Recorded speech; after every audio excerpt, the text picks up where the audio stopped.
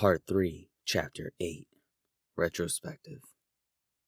I don't know why I feel comfort beneath the meek and depressing sky.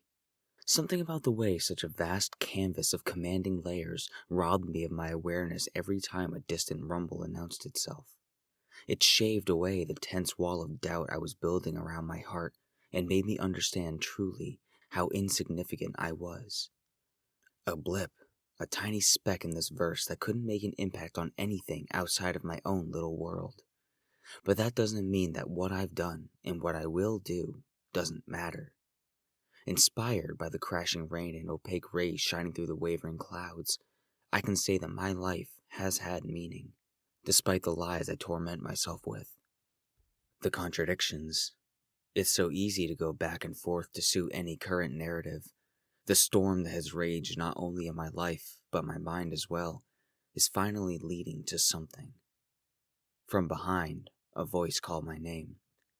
"Kim, sweetie, can you please shut the door?" Kari asked almost impatiently. Leaning against the gaping frame, I angled my head to peer at her down the short hall.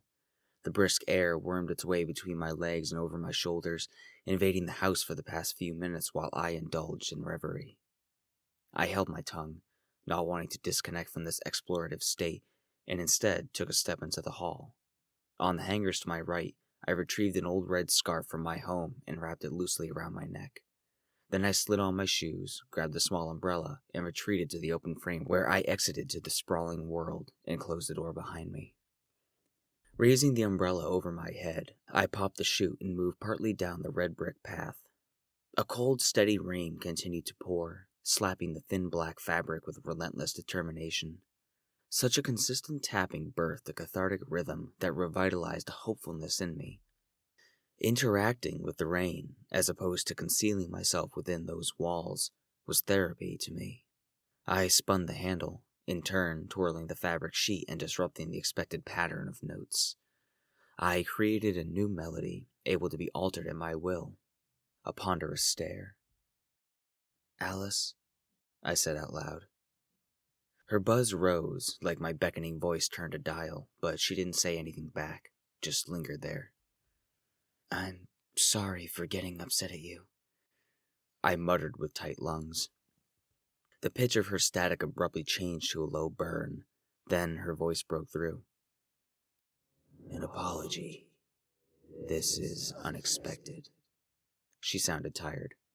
"Yeah, well, I can't blame you entirely.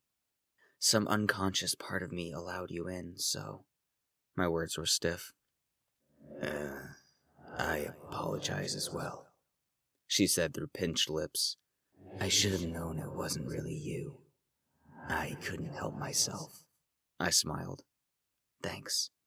That means, well, a lot coming from you." She returned to cynical. "I stand by wanting to kill her, though. It is our best option for survival." "I know. Speaking of which..." The rain kept my voice hidden behind the veil of noise. "Have you felt anything weird since the ring broke?" She seemed hesitant, giving light sighs and unsure grimaces. "It's fuzzy. Truthfully, I have sensed total presence again, but it's not like it used to be." "Are there any close enough to worry about?" "No." She slumped, almost sad that she wouldn't have a chance to fight again soon. Her defeated vibrancy brought forth sarcasm in me. "Don't worry. After tonight, we'll have plenty of inanimate objects to cut through as we wander the streets." She gave an unenthused snarl, then scoffed loudly, a sharp pinch in my eardrum. "What's the plan? Do we just meander until dusk and then slip away without a goodbye?" "Basically." I frowned. "Maybe I'll leave a note or something. I can't decide. It's so much harder now that Tansu kinda knows my secret, if she remembers. At least she would have some idea as to why. I just hope she never talks about it. Not like anyone would believe her." "Joey will have questions. She might tell him," she offered, tasteless. Apathy drenched my skin, tickled by the mist and heat-thieving air. I retraced every step along the way. The branching pathways, my specific words and actions, the mistakes and risks. My entire life from the moment I was born was considered in seconds. Every choice I ever made led me exactly here. My voice was flat, arms shaking. Things could have gone so many different ways. Do you wish they had? Her question left me in divisive contemplation. My fingers wrapped loosely around the handle of the umbrella, gently twirling it with a sickness sloshing in my gut. The fabric of my shirt had gone cold and left me in a frail shiver. Despite this, I gave a heavy sigh through my nose and lowered the umbrella. The rain overtook my body in an instant and penetrated every available inch of cloth, hair, and skin. I tensed at the icy bite, clenching my teeth together but allowing the rest of my face to relax. I pulled back my skull, raising my face to the sky and closed my eyes. Submitting to the torrential tears from the sky, I experienced the opposite effect most assumingly would. Cold, shivering, and overall miserable, but I felt larger than myself. This mortal body has carried me through a life of unceasing hardship, degrading circumstance, and abhorrent loathing. And yet, I'm still standing. A heart pumping blood and a soul on fire. This rain could not harm me, could not sway me from my goals. I haven't forgotten why I rose from a puddle of my own blood, the reason I chose to walk this path. I am more than this body, this life. My time's up, and I'm ready to face my fate. I opened my eyes, lowering my head to the ground and raising the umbrella over my head again. A trembling breath swayed out of my lungs and produced a wisp of mixed air. If you sense anything, let me know, I requested. Alice receded to wherever it is she goes, and I was alone again. I spun myself around, weighted by my clothes and weary from such intensity inside my mind. I entered the door and shook off the umbrella outside before pulling it in and shutting the door behind me. Kari was nowhere to be seen, but Tansu's door was now closed, whereas before I left it open just a bit. A unique detail was in the air upon re-entry. A sharp culmination of static and lack of audio from the television made me feel like I walked into a different day entirely. I could almost taste the degraded quality of air, thick with dread, haunted by remorse and a somber nature. Many emotions had vacated our bodies in the past 24 hours, and that charge was caged in here, slowly thinning. I needed to warm up and wash this acidic rain from my pores. With haste, I skipped across the floor and barged into the bathroom. Turning the water knob, the pipes banged and unleashed a stream into the bathtub. I immediately plugged the drain and stripped out of my clothes, making sure to set them in a pile. I wrapped my arms around my now naked body and watched the steaming water rise in the bowl. The loud gushing and whirring of the ventilation fan above quickly drowned out all my thoughts and left me in an in-between state. Once it filled about a quarter of the way, I stepped over the edge and dipped one foot in, hot but welcoming. In a short time, the water rose nearly to the top and I canceled the flow. Unwilling to tremble any longer, I endured the drastic change in temperature as my body was swallowed by the pool, undulating circular ripples with every point of contact. Rainwater dripped from my bangs and rippled throughout, giving me a visual distraction while my body rose in temperature. A pleasurable sigh brushed past my lips as I laid my head back on the edge and eased deeper into the water, reaching my armpits. Quiet, all except for the vent above. In my mind swirled images of Alice and her siblings, shimmering between expressions of shock and anger, vividly detailing the fights and conversations we endured and all of the confusion I faced as I adapted. It all seems like a dream now, a ghost of a life forfeited and regained. When I think of myself at that time, in the beginning, I don't recognize me. The core elements of my existence remain, but if I found myself face to face with the me of a year ago, I'd want to kill her. Maybe save her. It depends. I only wonder what was in store for us without the protection of anonymity. I submerged my head under the water, feeling the cold dampness lift off and be replaced by heat. A pressure on my skull tempted me to rise, but I remained. 30 seconds, a minute, until I came up for air. A soft knock shattered my dome of solitude and grabbed hold of my attention. I didn't respond, just glared at the door, wondering if the noise was real at all. Then another came. "What?" my voice echoed. "It's me," Tansu replied softly. I relaxed my tensed-up jaw and let my breath ease out. "You're finally up. How do you feel?" I said through the door. She was quiet, not answering right away. "Are you decent?" she asked. "No, I'm in the tub. What do you need?" "Nothing. I remember getting upset at you, and I wanted to apologize. I don't know what came over me. I thought I was dreaming," she said regretfully, yet almost robotic.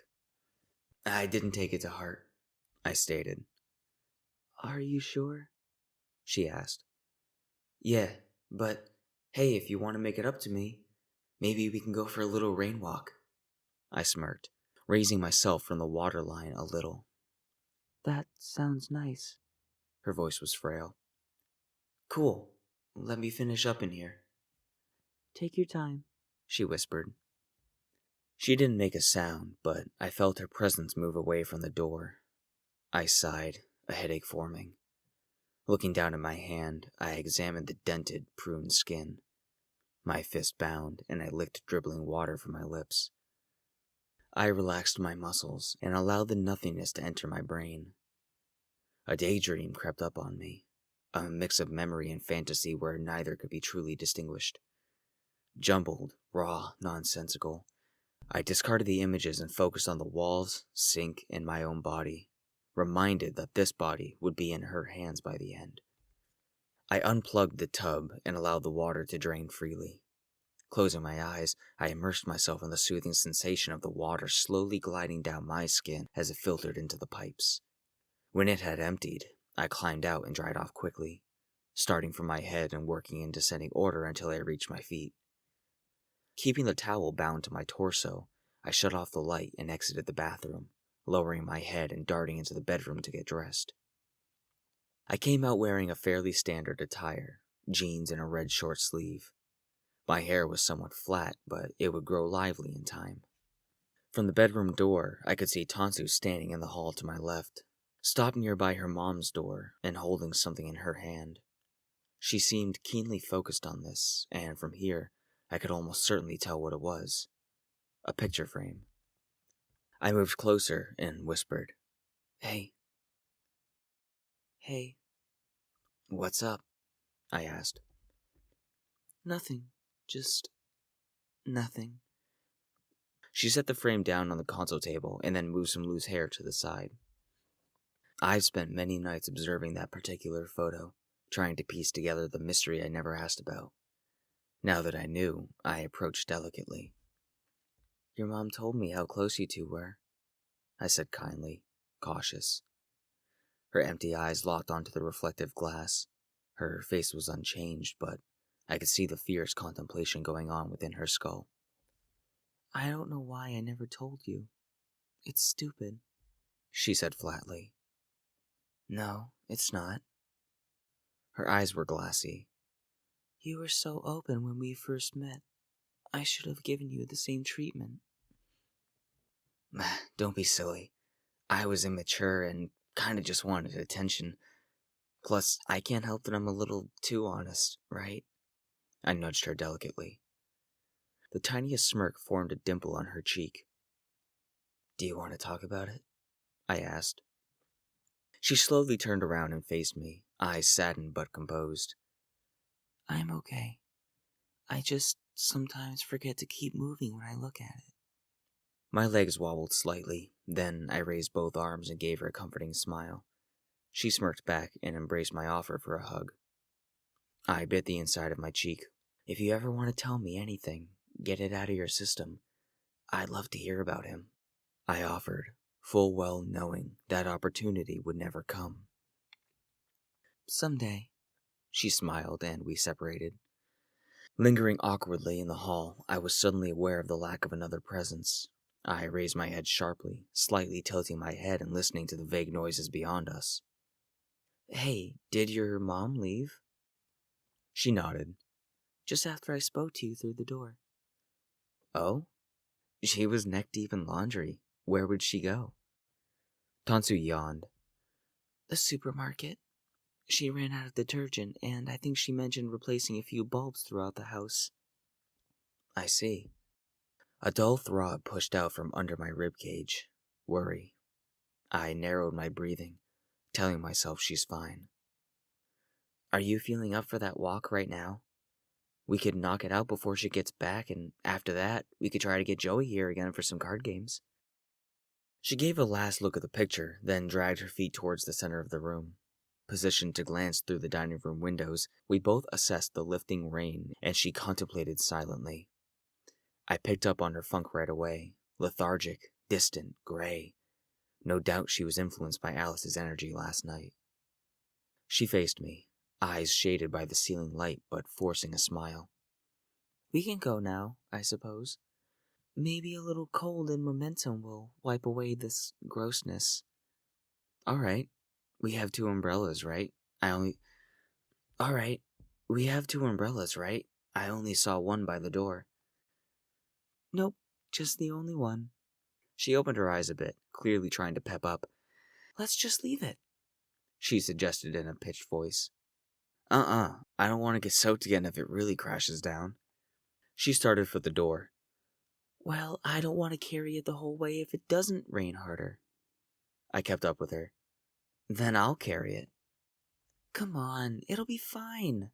If it starts up again, we run. I scoffed, grinning wide. Whatever you say, Tan. She put on her shoes and slipped on a hooded sweatshirt. I stuffed my feet into the Converse sneakers and searched the immediate area for my coat.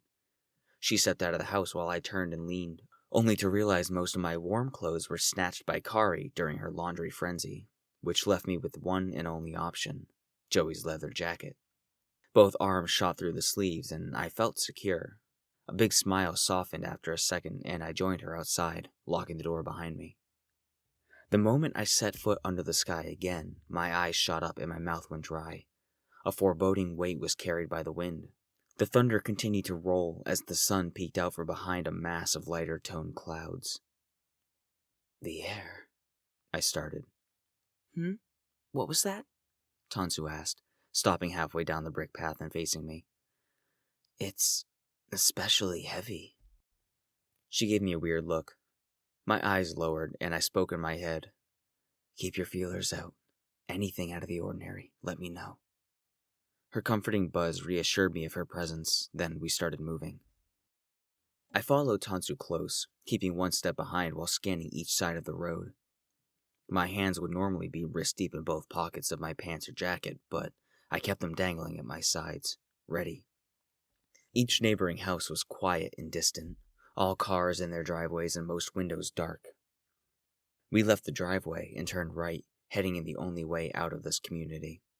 The wet grass and bleak forest scrolled slowly by as we avoided puddles and listened to the canopy of trees lurch with the breeze. We moved along at a moderate haste, reaching the first of many short turns in a matter of minutes. The leather kept me warm, and Tansu seemed to be moving with renewed energy, confirming for me that it was my own toxic excretion that affected her, though didn't affect Kari as much. Then again, maybe that's why she felt the urge to leave and go to the market. Maybe that's why she was more sentimental and open with me at the table. Who knows? Trees on both sides, small dirt culverts outlining the road, and a sweet scent of wet foliage grounded the two of us in a shared isolation. I started to relax, slotting both hands into the jacket pockets. She was still a step ahead of me, and I noticed her hands at her sides, both balled in tight fists, but not in her usual anxious knot. The world was desaturated and damp. The mist had dissipated, and some rays of light continued shining through the clouds. We were at the point where there wouldn't be another house until we reached mine, and that is when the gurgle in my stomach began. Of all the walks and car rides, I avoided allowing her to stop and see my old home. She asked dozens of times, and I did everything I could to divert the conversation or flat out refuse. I know she'll ask again, and I absolutely cannot let her near it. From here, I could see that last turn about a quarter mile down the road, the final strip that passed my house and led directly to town. I shook off the worry. I knew I could just spin around at the fork and start walking home without a word, and she would simply follow. No problem. Don't overthink it. I severed that anxious line of thinking and instead chose to focus on my surroundings. I slyly looked at Tansu. Her head was hanging low. My brows angled as a new curious sensation came over me. We'd been walking for a while now, and usually she would hum or sing softly. Always had some random topic to discuss, or we would play I Spy. She hasn't said a word. I quickly advanced a few steps and aligned shoulder to shoulder. There, I noticed a distant look on her face, loose yet, at the same time, extremely tensed up. Our feet clacked along, and I cleared my throat to get her attention. She didn't seem to notice. I spoke up. Guess we really didn't need the umbrella, huh? She hummed quietly. I blinked, removing both hands from my pockets. The wind whispered between the trees, and all at once the world grew 5 degrees colder.